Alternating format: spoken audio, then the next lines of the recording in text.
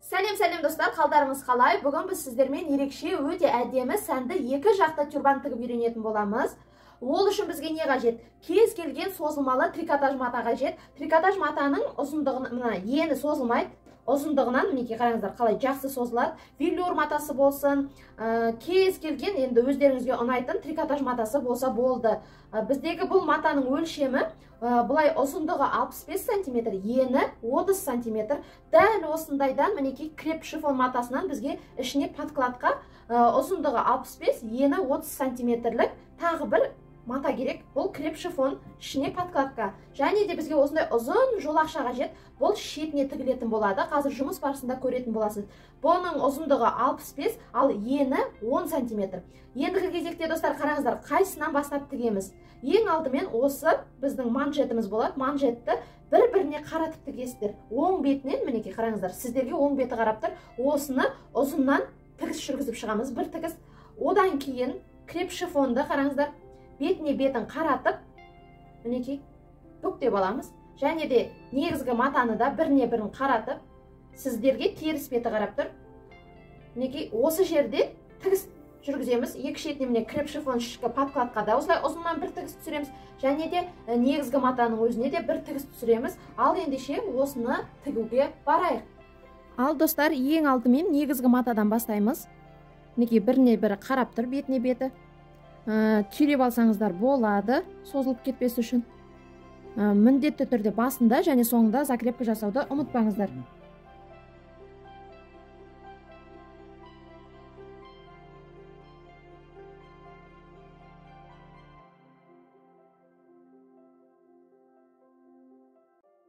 Мінекей, негізгі бөлікті тігіп алдық, әзірге қоя тұрамыз. Келесі кезекте подкладты тігеміз. Дәл осылайынан біріне бірін қаратып, ұзыннан тігіс саламыз.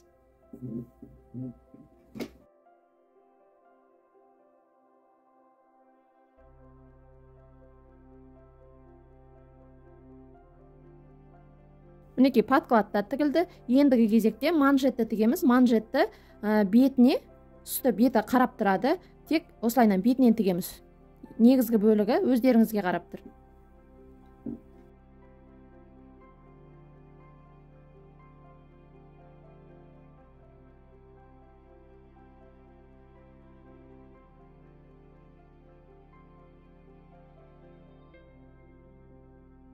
Мінекей достар, манжетті де тігіп алдым. Ендігі кезекте осының барлығын қалай біріктіру керек екенін көрсетемін.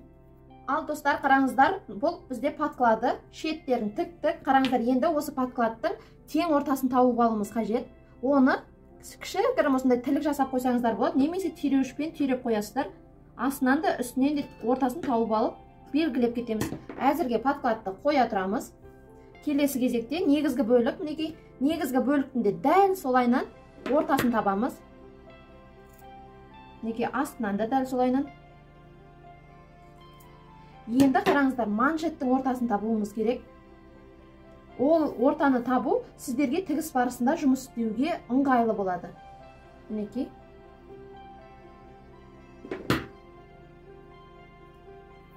Мінекей достар, барлығын ортасын таптық. Ендігі кезекте негізгі бөлікті осылай ортасына ашамыз. Мінекей, тең ортаңғы бөліге белгілеген сол жерге осы манжетті былайынан орналастырамыз. Мінекей, дәл тең ортасын тауып орналастырамыз. Осыны түйреуішпен түйреп алыңыздар. Ыңғайлы болады тігуге. Бір-екі жерден осылайынан орналастырып аламыз. Тігісті бұл жерден бастамаймыз, қараңыздар. Мінекей, тең ортасын таптық қой. Мына манжеттің мына бастапқы бөлігін бері қартай бүйтіп айналдырып аламыз. Қараңыздар. Мына сол жақ бетіне қартай бұрамыз мынаны. Бірінші осылай бұрып аламыз. Тігісті осы жерден бастаймыз. Мына тең ортасына келгенде машинаның инесін қадап қойып, лапкамызды көтеріп, ары қартай былайынан жалғастырамыз.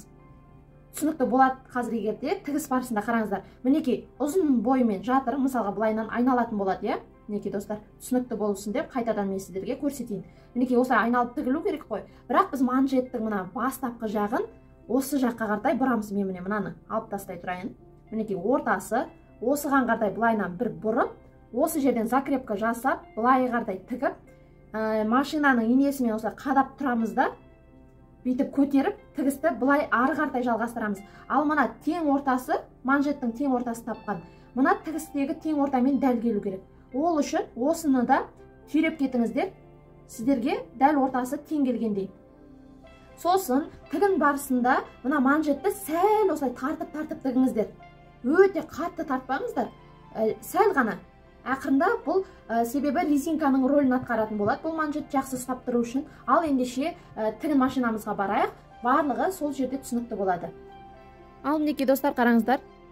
Міне тюрбанның тең ортасы, міне манжеттің басы. Біз бұны қазір мына жаққа ары қаратай қаратамыз. Мінекей. Түйремей осылайынан қояйын.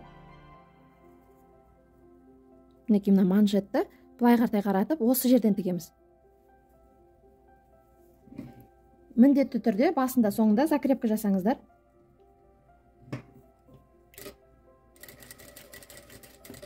Ал енді мына ортасына дейін тігеміз.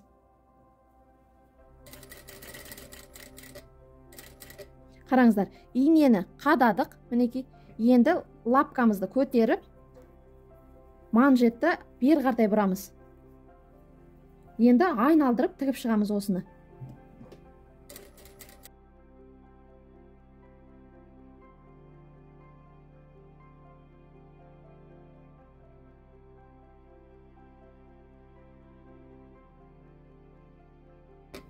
Мінекей қараңыздар, бас жағына жақындадық. Енді бұны да манжетті соңына дейін тігеміз, мына бұрышына дейін.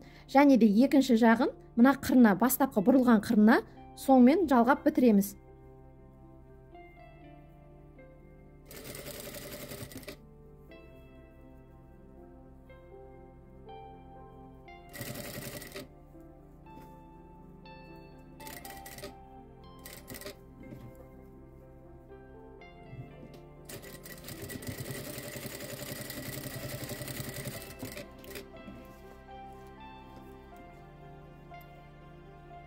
Артық жіптерін бірден алып тастаңыздар, себебі ұмытылып қалып қояды.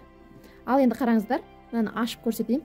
Қараңыздар, қандай әдемі бөлігі шықты, я, бастапқы. Бұл мінекей мына үстіңгі бөлігі, оны қазір жиыратын боламыз. Ал мінекей мен сіздерге манжетін көрсетейін. Қараңыздар, қандай әдемі манжет болып тігілді. Енді осыған біз подкладты жалғаймыз. Оны қазір жұмыс барысында тағы көрсетемін. Ал мінекей достар, қараңыздар, манжет барлығы мінекей ішінде. Сіздерге мінекей іші қарап тұр. Енді подкладымызды аламыз. Мінекей шеткі тігілген бөлігін, мына негізгі матаның мінекей бөлігін шетіне бір-біріне былай қаратамыз. Сонда бетіне беті қарап тұр. Так, мінекей мынаны теңестіреміз екі жағында.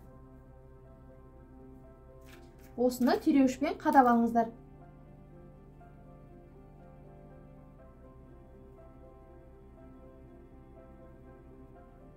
Мінекей, осыны осылай айналдырып, бірден түйреп алсаңыздар болады, немесе тігіс барысында өздеріңіз тігіп отырған, қолмен жүргізіп отырып тігіп отырсаңыздар болады. Бірнеше жерден осылай түйреп аламыз. Енді қараңыздар, бұл негізгі бөліктің тең ортасы ғой. Дәл соған подкладтың да тең ортасы дәл келеді. Ол мына жерде былай жаңағы манжетіміз үшкір болып тұр, оны қазір қиып алып тастауға болады. Мінекей мына жерде манжеттің үшкір жағын қиып алып тастаңыздар. Міне дөңгелектің тең ортасы, сіздердің бағанағы үшбұрыш етіп қиған жерлеріңіз көрініп тұрады. Сол жерге подкладтың да тең ортасын теңестіреміз. Егер де түсініксіз жерлер болып жатса, міндетті түрде видеоның астына жазыңыздар, достар. Міндетті түрде көмектесемін.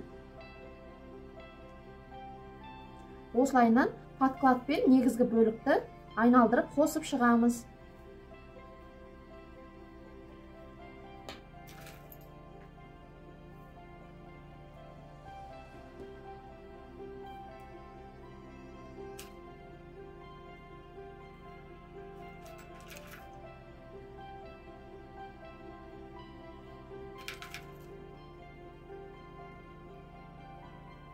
Мінекей түйреп алдық, қараңыздар, сонда осындай ұзын қап сияқты болып тұр, іштері ішінде қалды негізгі бөліктері, бұл сырттары. Енді осыны айналдырып тігіс түсіріп шығамыз. Ал мінекей достар, тігеміз айналдырып, міндетті түрде басында және соңында закрепка жасауды ұмытпаңыздар.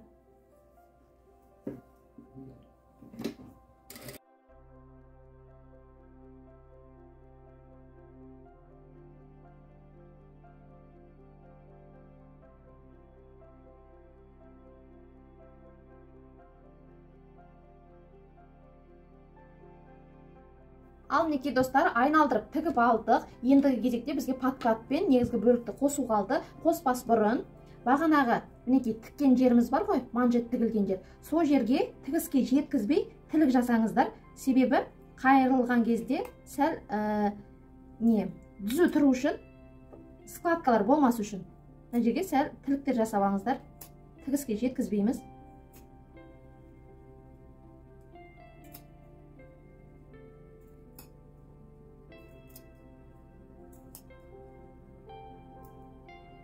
Мінекей. Ендігі кезекте қараңыздар, мына подкладпен негізгі бөлікті осылайнан біріне бірін қаратамыз. Беткі бетін емес достар, қарап тұрсыздар ғой, мінекей. Айналдырып тұр, ішкі негізгі бөлігі мінекей ішінде қалды. Мына жағы подклад, мына жағы негізгі бөлік. Соны бетінен былай бір-біріне қаратамыз. Енді осы үстін тігеміз, бірақ тігіс барысында қараңыздар, осылайнан мінекей шетінен тігілген жерінен бастаймыз. 10 сантиметр қалған кезде негізгі мына подкладты қоя тұрып, негізгі бөлігін ғана тігіп кетеміз. Подклад бізге айналдыру үшін қажет. Мінекей біріне бірін қараттым. Қазір осыны түйреп алам.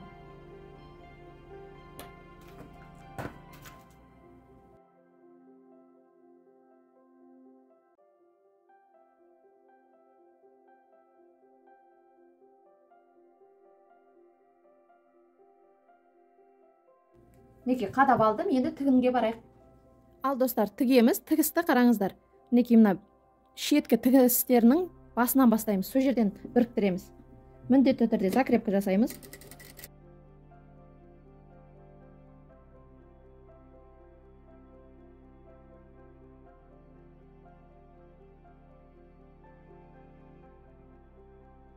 Қараңыздар, шамалы 10 сантиметр қалған кезде, мінекей 10 сантиметр қалған кезде закрепка жасап аласыздар. Содан соң машинканың лапкасын көтеріп, подкладты қайырамыз. Астына қарай қайырып жібереміз, тігіліп қалмағандай. Мінекей ішке қарай қайырдым. Енді негізгі бөлікті ғана тігіп жібереміз.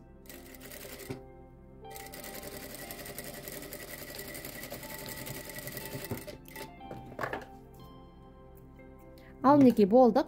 Мінекей астында подклад қараңыздар. Мінекей аузы ашық қалды, я. Енді осыдан арғы бетке айналдырамыз барлығын.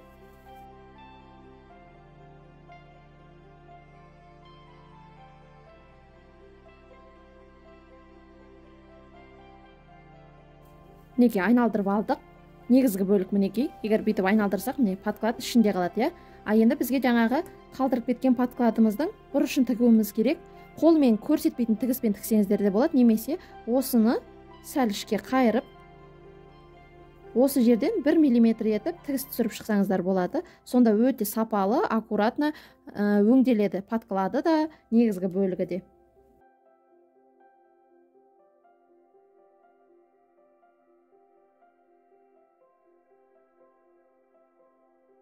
Артық жіптерін міндетті түрде қиып тастаймыз. Ал мінекей өте әдемі өңделді. Ендігі кезекте осыларға сборка жасаймыз. Алдынан да мына артқы бөлігінен де достар.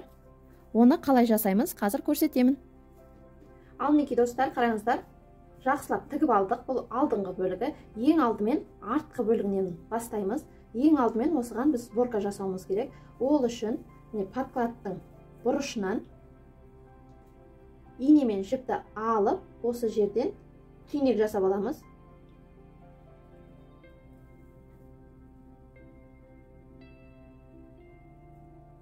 Ал мінекей түйнек жасап алдық. Енді осының дәл тең орта үстінен мына бергі бетке шығарамыз. Шығардық инені. Енді ішкі жағын қолмен ұстап тұрасыздар. Осы тігіс бойымен шамалы 1 сантиметр қашықтықта сборкалар жасап, осылай көктейміз. Қарап отырыңыздар, мына ішкі бетпен де түсу керек. Тігіс бойымен қолдарыңызбен ұстасаңыздар, өздеріңізге сезіп тұрасыздар. Шамалы 1 сантиметр. Осылайша астына дейін көктеп шығамыз. Манжетке дейін.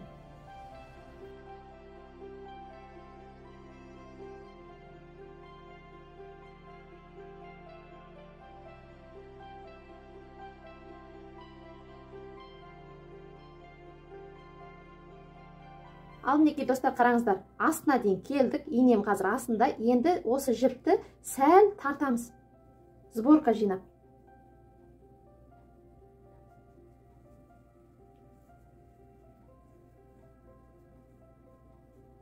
Оны қазір тігіс барысында қайтадан түзейміз. Шамалы осылайынан сборка жинап аламыз. Алдыңғы жағы да сборка жиналады. Сол кезде өте әдемі тюрбанымыз шығады. Әзірге осылайынан, мінекей. Осы сборка жеткілікті. Мінекей басынан, мінекей 10 сантиметрге дейін сборка жасадық. Енді осыны түйіндейміз.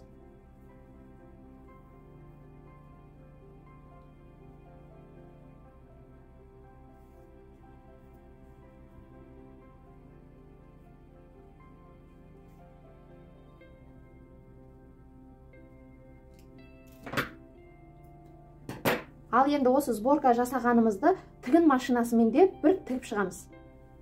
Достар, жаңағы жасаған сборкамыз бұл бас жағы, міне манжет жағы. Манжетті тігіп қоймаңыздар. Подклад пен негізгі бөлік біріккен жерден бастаймыз. Тігісті жаңағы сборка жасаған жермен жүргіземіз. Міндетті түрде басында закрепка жасаңыздар.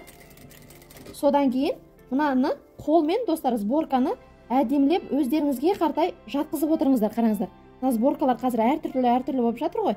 Соны әдемілеп, түзеп отырып, өздеріңізге қартай жатқызып тігіңіздер. Сонда барлығы сапалы, әдемі шығады.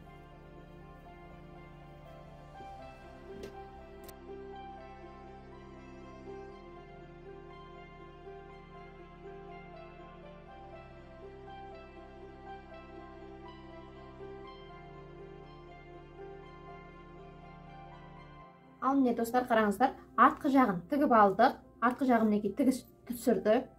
Мінекей достар, қараңыздар, артқы жағын тігіп алдық. Қараңыздар, қандай әдемі сборкалар шықты. Барлығы ішкі подкладпен қатты бекіді. Подклад жылжымайды киген кезде де. Енді алдыңғы бөлігін жасаймыз. Алдыңғы бөлігін қалай жасаймыз? Мінекей мына үшкір ұшымен мына бастапқы ұшын бірдей етіп сызып алуымыз қажет.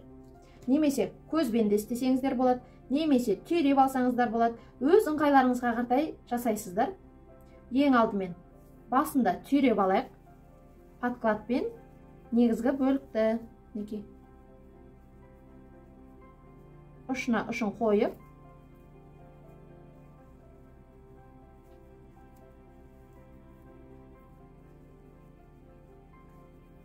осының ішінде бірінші подклад жағынан түйреп аламыз.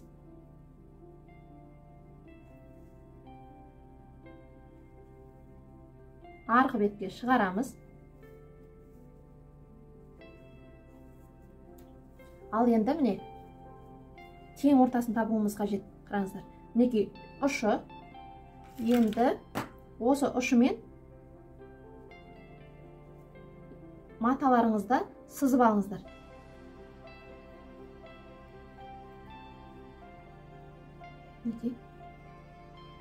Енді осыны жаңағы артқы жағында қалай сборка жасадық, дәл солайынан сборка жасаймыз. Тек бұл жерде 1 сантиметр емес, сәл ұсақтау етіп жасаймыз. Бұл негізгі алдыңғы бөлігі болғандықтан сәл ұсақтау етіп жасаңыздар.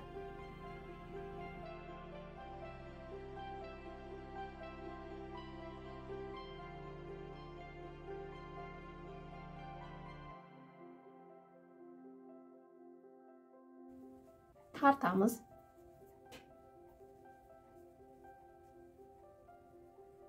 Соңғы жағын бекітеміз.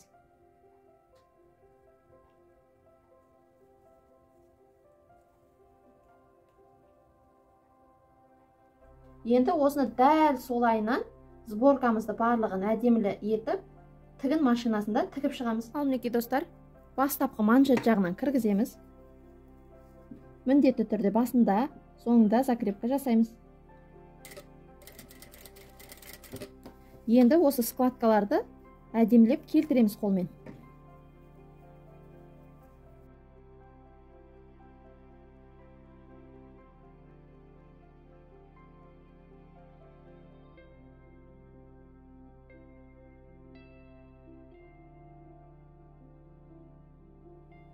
Ал не достар, қараңыздар, алдынан да, артынан да сборка жасап болдық әдемі.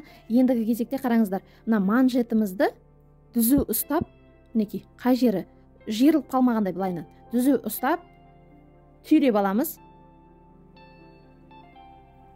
Содан кейін міне екеуі айқасқан жерден сәл тігіс түсіреміз, немесе көктеп алсаңыз да болады. Жылжып кетпес үшін ғана лапканың көмегімен бір-екі қадым жасап тігіс түсірсек болады. Ол бізге жылжымас үшін кигенде. Мінекей екеуін жақсылап орналастырамыз, түзейміз. Сосын бір-екі шақпен ғана тек бекітеміз.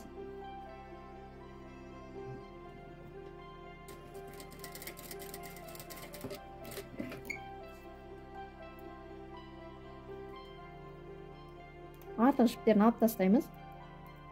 Осымен тюрбанымыз дайын. Қазір толығымен әдемілеп көрсетемін. Ал мінекей достар, тюрбанымыз дайын болды. Қараңыздар, бұл алдыңғы бөлігі манжеті, мінекей, мынау артқы бөлігі. Негізі мына жағымен де киеді, өте әдемі көрінеді. Мына маңдайшасы тегіс түзу болады, ал мына жақ бөлігі мінекей айқасқан болады. Осыған өздеріңіздің қалауларыңызбен брошка тақсаңыздар да болады, осы бетіне де арғы бетке де тақсаңыздар болады. Брошкасыз да кисеңіздер болады. Өте әдемі, әрі баста жылжып кетпейді. Қараңыздар, паткаларды барлығы алынып салмалы емес, бірге тұр, бірігіп, негізгі бөлікпен толығымен бірігіп тұр.